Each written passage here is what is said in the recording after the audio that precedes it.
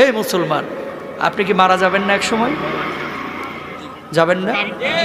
হয়তোবা কোনো গরমকালে আপনি মারা যাবেন, অথবা বর্ষাকালে মারা যাবেন।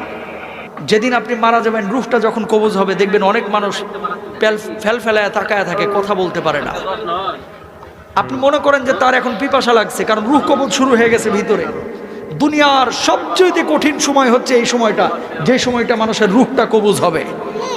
তখন আপনি যে এই যে মুখে পানিটা ঢেলে দেন, দেখবেন যে পানিটা গিলতে পর্যন্ত পারে না, ঠোঁটের দুই কিনারা দিয়ে ওই পানিটা বের হয়ে যায়। আল্লাহু আকবার।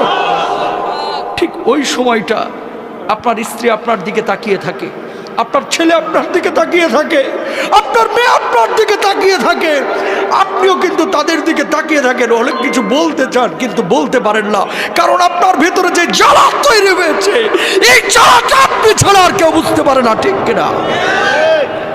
যখন মালাকুল মাউত রূহটা কবজ শুরু করে,